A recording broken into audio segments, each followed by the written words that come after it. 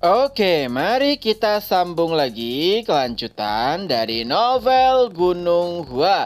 Keesokan harinya, nampak Penatua Hyun Yong tengah memarahi murid-murid sambil berkata, "Bukankah sudah kubilang untuk tetap berkultivasi saat malam tiba? Kenapa kalian malah tidur? Ini benar-benar menjengkelkan. Seharusnya aku juga bisa melakukan latihan jika kalian menyelesaikan apa yang telah kami perintahkan."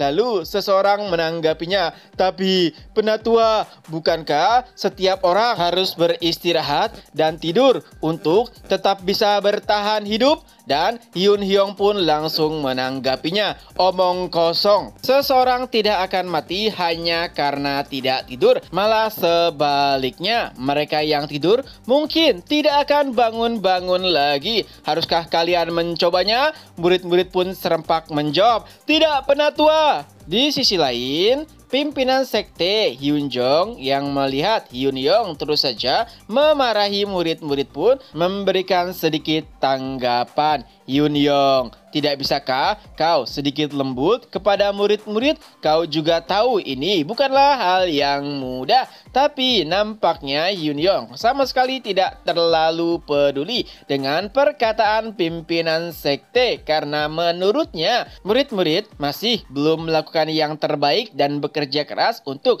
mencapai target mereka. Tapi sebagai kompensasi, Penatua Hyun Yong pun menambahkan 1 hari agar murid-murid bisa meningkatkan ki dan juga dantian mereka. Mendengar hal tersebut, Baekjun pun sedikit terkejut. Apa?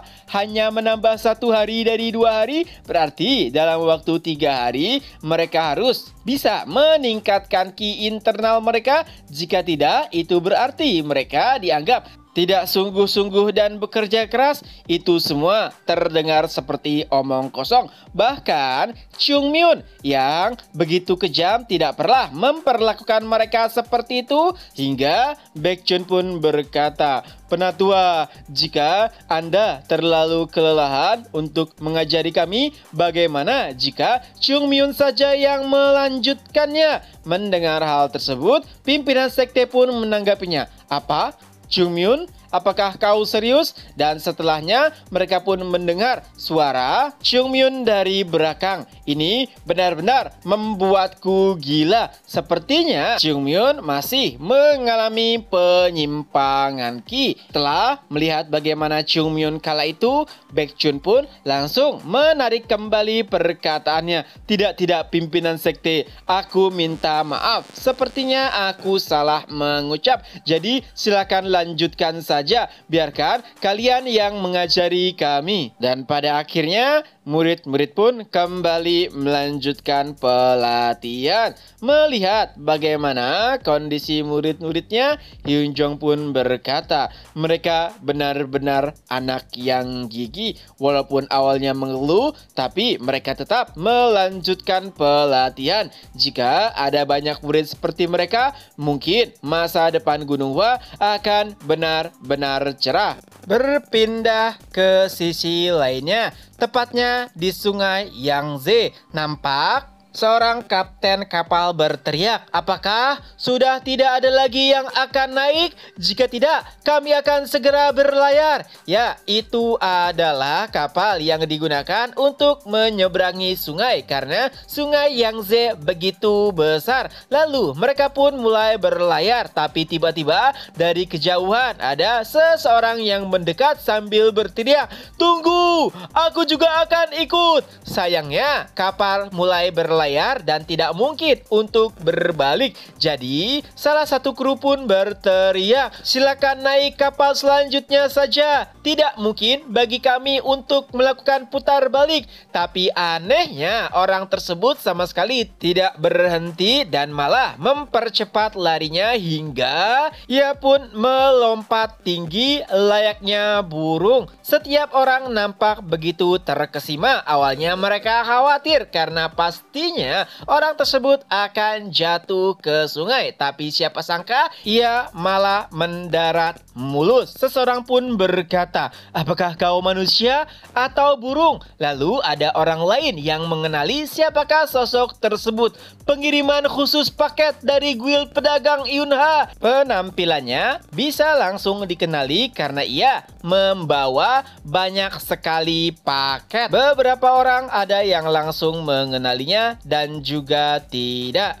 Dan terjadilah perbincangan hangat di antara para penumpang terkait dengan ekspedisi cepat dari guild pedagang Yunha. Dan pengirim paket pun berterima kasih atas setiap pujian, lalu ia juga meminta agar orang-orang tidak terlalu dekat dengannya. Tentu saja mereka langsung memahami apa yang dikatakan oleh kurir tersebut dan mulai sedikit menjauh karena mereka tahu pasti yang dibawa oleh kurir khusus tersebut adalah paket yang mahal dan juga berharga. Itulah kenapa menyewa jasanya sangat mahal. Tapi tentunya ada banyak orang di dunia ini yang tidak peduli dengan harga selama mereka bisa mengirimkan dokumen atau paket-paket penting dengan waktu yang cepat. Bahkan rumor terkait dengan pengiriman ekspres dari guild pedagang Yunha sampai tersebar ke wilayah-wilayah tetangga. Mereka berlari lebih dari 10.000 mil dalam waktu singkat. Benar-benar hal yang menakjubkan. Bahkan ada seseorang di sana yang ingin juga mencoba mengirimkan paket secara kilat, tapi sayangnya ia tidak memiliki barang berharga. Lalu si kurir pun berkata, "Oh, tenang saja. Kami tidak hanya mengirimkan barang-barang berharga, barang-barang biasa juga bisa." Nah, nama si kurir adalah So Jongbuk. Ia nampak begitu senang karena saat ini ada banyak orang yang langsung mengenalinya. Padahal baru beberapa bulan yang lalu pekerjaan ini dimulai. Kala itu mungkin tidak ada seorang pun yang tahu terkait dengan klan hantu. Tapi berkat keputusan pimpinan sekte yang awalnya banyak pertentangan dari kalangan penatua dan juga murid, semuanya telah berubah. Bahkan saat ini ada banyak murid yang tengah menunggu kapan giliran mereka untuk mengantarkan paket. Ngomong-ngomong, tugas Jongbuk hampir selesai karena paket yang ia bawa sudah hampir habis. Dengan demikian, ia bisa kembali lagi ke sekte dan melanjutkan pelatihan. Ya, segala yang ada di sekte hantu kini semuanya telah berubah drastis. Ia memang pernah mendengar bahwa uang bisa merubah apapun, tapi setelah mengalaminya secara langsung, itu benar-benar berbeda. Dahulu, klan hantu adalah klan yang hampir saja hancur. Tapi berkat kerjasama dengan Gunung Hua dan guild pedagang Yunha, mereka perlahan-lahan mendapatkan banyak sekali uang. Saat ini bahkan gudang mereka hampir tidak bisa memenuhi paket-paket yang terus berdatangan. Pimpinan sekte bahkan sampai berpikir, haruskah mereka memindahkan sekte di tengah kota agar bisa mendapatkan lokasi dan tempat yang lebih luas? Nah, hal yang lebih menarik saat menjadi kurir adalah ia merasakan ini adalah hal yang begitu menakjubkan. Dahulu, klan hantu hanya klan yang menyembunyikan diri dan berlatih di dalam sekte seumur hidupnya. Tapi dengan ini, mereka bisa berinteraksi dan kenal dengan banyak orang, juga melakukan pelatihan secara tidak langsung. Dan di tengah-tengah pemikiran tersebut ada salah satu penampang berkata, "Tapi bukankah itu terlalu berbahaya mengingat barang-barang yang mereka kirimkan adalah barang-barang mahal dan juga mewah, apalagi mereka berpergian tanpa memiliki pengawalan?" Dan ada orang lain yang langsung menanggapinya, "Apakah kau tidak tahu bahwa ada Gunung Hua di balik guild pedagang Yunha dan juga pengiriman cepat ini?" Mendengar nama Gunung Hua, akhirnya pun ia sadar siapa saat ini yang ingin berurusan dengan Gunung Hua. Bahkan Nokrim saat ini tidak ingin membuat masalah dengan Gunung Hua. Mendengar perbincangan tersebut, Jongbuk pun bergumam. Sayangnya mereka tidak tahu Nokrim tidak menakuti Gunung Hua, melainkan Nokrim telah bergabung dengan Gunung Hua. Jika mereka sampai tahu apabila markas Nokrim dijadikan base camp untuk para kurir agar bisa tidur dan makan enak, mereka pasti akan langsung terkejut. Tapi sejujurnya ada satu kelemahan yang dimiliki oleh kurir dari klan hantu, yaitu saat berada di atas air. Jika di daratan, mereka bisa melarikan diri apabila ada orang-orang ataupun kelompok yang berusaha menyergapnya. Tapi dalam kondisi seperti ini, saat ia tengah menyeberangi sungai,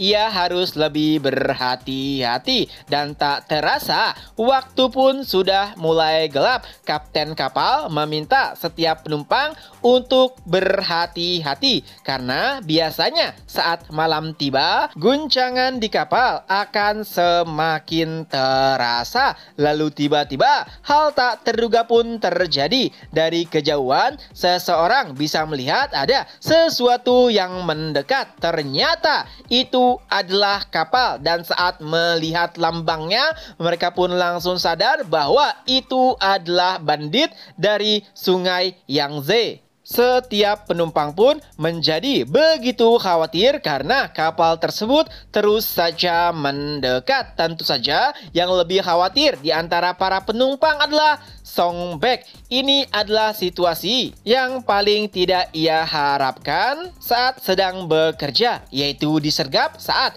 posisinya berada di atas air. Dengan itu pula, chapter pun berakhir. Nah, itulah kelanjutan dari novel Gunung Hua. Semoga terhibur. Ketemu lagi di next video. Bye-bye.